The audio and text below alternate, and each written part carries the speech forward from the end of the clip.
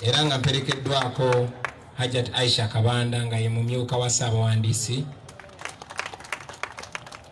era mu mbeera emu nga mperekeddwako akulira ekiwayi ky'abakyala mu kibiina kya NUP Flavia Nabagabe Kalule, era nga ssebo tuli mugezi waffe omukulu Joel Ssenyonyi,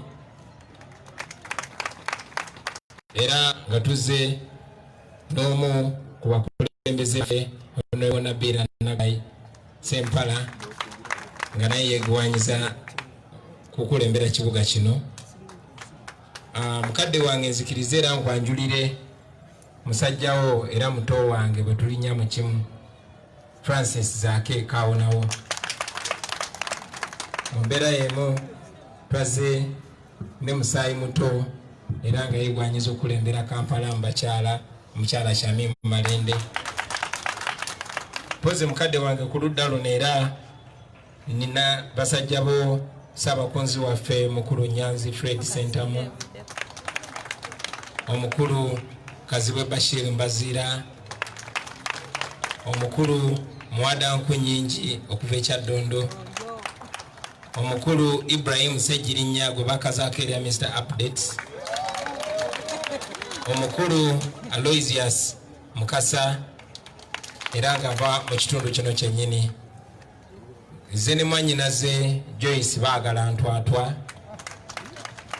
nzize mukadde wange n'omuyambi wange ow'oku Lusegere Sheriff Najja Ssenyonjo, twaze ne muganda waffe era nga yawanika ensawo y'ekibiina kya NUP gwe bayita Benjamin Katana, twaze ne muganda waffe Sserunjojo Weddembe okuva e Kawempe, twaze ne muganda waffe era nga yakulira bannamateeka baffe Anthony Wameri okuva e Bugisu, era mukadde wange nzikiriza okuva e Busoga nkwanjulire musajja wa Kyabazinga Alex Waiswa Mufumbiro. Owekitiibwa nnyinza obutabamalayo bonna kubanga bangi ate boli muntu wa budde, nzikiriza mbakomyawo.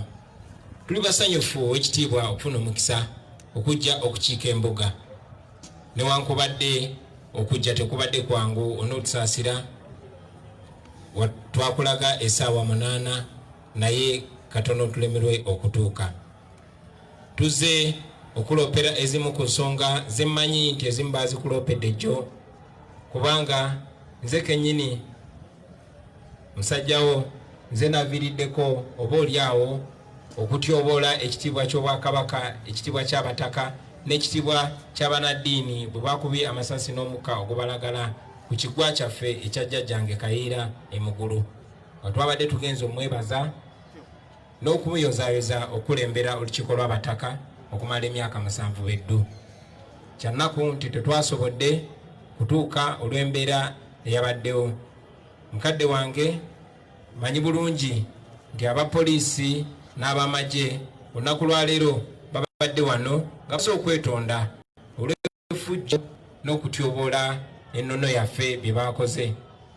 Nkiriza nkuloopere ow'ekitiibwa nti kyannaku nnyo nga tewannayita lunaku lulamba nga beetonze olwa bye baakoze abantu bo, era bazzeemu ne babikola abantu bo, kubanga batukubye omukka ogubalagala, emiggo givuze, n'abantu baffe bangi bakwatiddwa.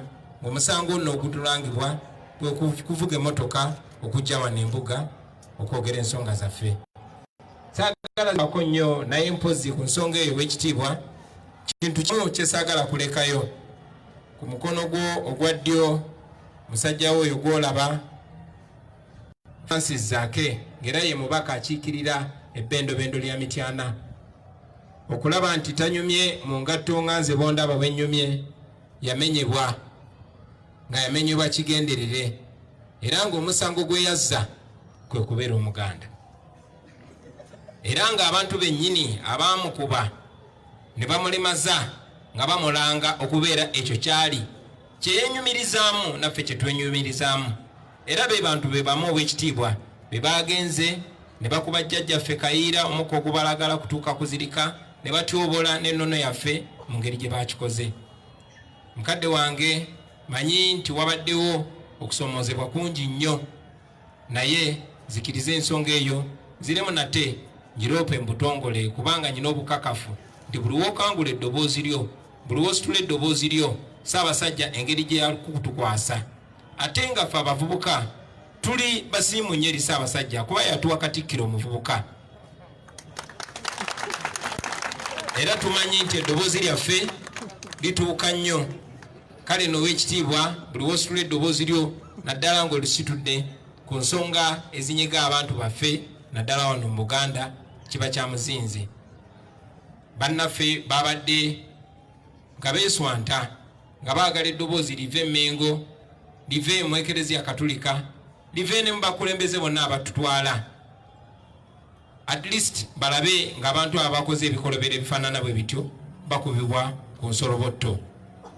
Tukimanyi bulungi nnyo nti baze ne beetonda era omuntu teyeetonda nga takoze ensobi ne mukama wange tulina amateeka agatutwala mu ggwanga lino era twongera okugatta eddoboozi lyaffe ku abo ababadde basaba nti waakiri abantu abo nabo bavunaanibwe mu mateeka kubanga uniform gye bambala yakukuuma amateeka.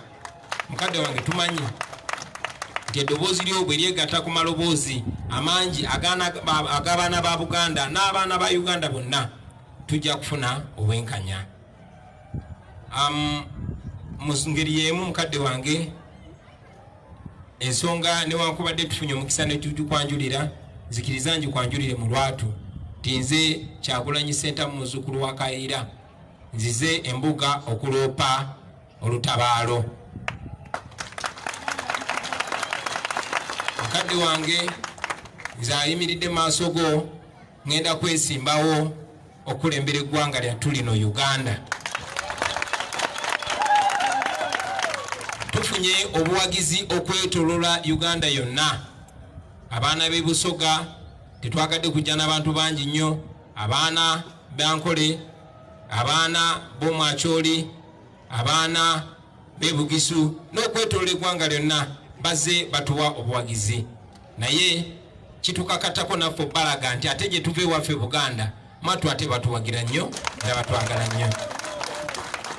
Mu mbeera eyo mukadde wange zikiriza mu butongole mpaabe olutabaalo mu nnono yaffe. Tumanyi nti emikisa tugijja mbuga era bwe kuba kwe kusiima kw'ekitiibwa nve wano ng'omukisa ogwo n'emikisa gy'abajjajjaffe ngenda. Ow'ekitiibwa mmanyi nti waliwo ensonga enkulu ezibadde zibubbya abaana ba Buganda omutwe okumala ebbanga lyonna. Naye bwe ndi nti neetoolodde Uganda yonna ng'abaana b'e Busoga balina ensonga era navaayo nga mbasuubiza nti ensonga za Busoga bazikwase Kyagulanyi. Ne ngenda mu Ankole ne tukkaanya ne nva mu Ankole ng'ebizibu by'omu Ankole babikwasiza Kyagulanyi. Mu Arua, mu Mambuka, Mwakyoli ne Mulango ebizibu byabwe naddala abavubuka ne babikwasa Kyagulanyi. Mu Lwenzululu, mu Tooro n'ebitundu ebirala ebizibu byabwe ne babikwasa Kyagulanyi. Njagala okweyama maaso go ne maaso g'Obuganda nti n'ebizibu bya Buganda bwe ndi mwana wa wano siyinza ate bibuusa maaso. Kale nno abaana ba Buganda bwe banneesiga ng'abaana ba Uganda bonna bwe banneesize bajja kuba tebatumye wabula bajja kuba beesitukidde. Mukadde wange nzikiriza mu mbeera y'emu ate njogereko n'abaana ba Uganda n'abaana ba Buganda ku nsonga ezimu mukadde wange zetwogeddeko. Ensonga ey'Abannayuganda ababadde nga beemulugunya bantuma okwebaza era okwebaza tukutuusizaayo wa Katikkiro olw'okusitukirangamu n'akangulanga eddoboozi lye buli wabadde watabeerawo bwenkanya. Era bakwebaza Oweekitiibwa Katikkiro era baganda bange obubaka obwo tubutuusize wa Katikkiro. Mpozi n'abo ababadde nga n'okwemulugunya ng'oba oli awo basuubira nti buli kaseera kubanga Oweekitiibwa Katikkiro eddoboozi lye balyesiga nti terikankana, ababadde nga beemulugunya njagala okutwala omukisa okubategeeza nti bannange abo banaffe ababeera bemulugunya abamu ne batuuka n'okusiiwuka empisa ne bakozesa obuliawo ebigambo ebitasaanidde. Njagala okubategeeza nti Buganda si ye mulabe wammwe. Oweekitiibwa Katikkiro si ye mulabe wammwe. Omulabe wammwe omulabe w'abantu bonna naddala Bannayuganda bwe butali bwenkanya. Kale nno njagala kubasaba mu maaso ga Katikkiro ebitala byammwe Mic check. Njagala kubasaba mu maaso ga Katikkiro nti ebitala byammwe mubikyuse mubitunulize obutali bwenkanya. Ebitala byammwe mubikyuse mubitunulize ebikyamu, kubanga buli muntu aba anyigirizibwa mu mbeera emu oba endala. Omugenzi Martin Luther King yatugamba nti obutali bwenkanya obeera mu kifo ekimu bubeera ate buteeka obwenkanya obuli mu bifo ebirala ku bunkenke. Tumanyi nti ebitunyiga beminyiga n'abatukulembera wano Emmengo n'okwetoola eggwanga lyonna.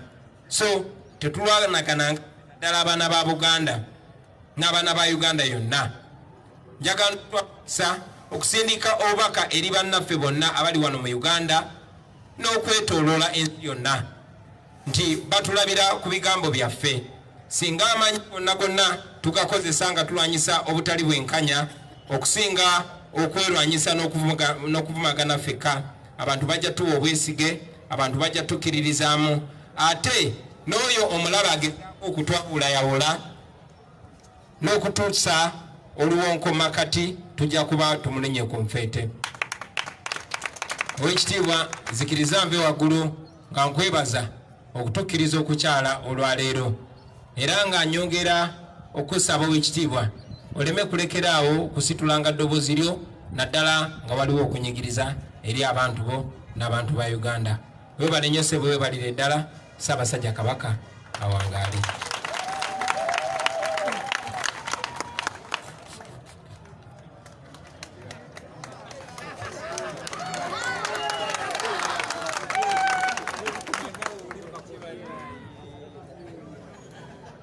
Mukama wange Kamalabyonna, musajja wa Kabaka, omubanda wa Kabaka, muzuukulu wa Kayiira, emugulu bw'atyo bwaweze.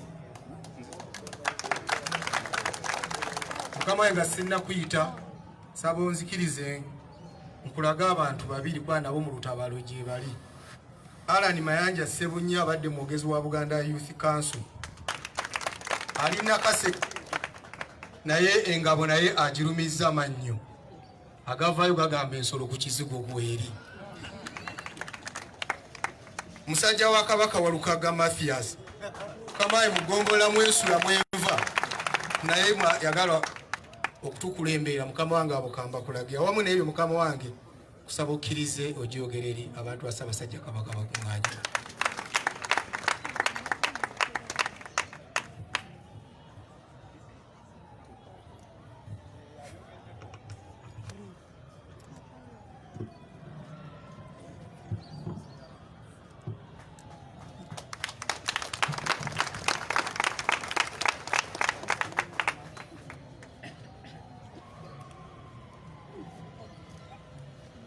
Babale nnyo Oweekitiibwa Kyewalabye Male, Oweekitiibwa Kiyimba, ababaka baffe aba Paalamenti abali wano ate baaliko abaweereza ba Kabaka nga baminisita, ssebo Pulezidenti wa NUP n'abakuwerekeddeko, n'abagenyi baffe mwenna. Nsanyuse okubalaba mu luggya lwa Bulange olwaleero. Nsanyukidde ddala, mbadde sibalaba ne ŋŋamba baba badde ki, naye kasita mutuuse. Wano mu Bulange mu mbuga enkulu ey'Obwakabaka twaniriza abantu bonna abalina endowooza z'ebyobufuzi ez'enjawulo. Twaniriza abantu abagoberera eddiini ez'enjawulo. Twaniriza abantu ab'amawanga ag'enjawulo. Twaniriza abato, abavubuka n'abakadde. wano twaniriza abantu bonna bwe baba basse ekitiibwa mu Ssaabasajja Kabaka n'Obwakabaka bwa Buganda. Emabagako katono awo nayaniriza abakulembeze b'NRM. Leero twaniriza Honorable Kyagulanyi ne Nuupu. N'ab'ebibiina ebirala nabo bali mu kkubo era tujja kubaaniriza. Nkukulisa emisango egiwedde olwaleero ndoza ki? Ebintu mu Uganda tusaana kubiyisa mu nkola y'amateeka. Era ekyo kibadde kirungi nti bitambulidde mu mateeka. Emirundi mingi tukubiriza abantu okwetegekera ebiseera eby'omu maaso. Bwe tuba ab'okwetegekera ebiseera eby'omu maaso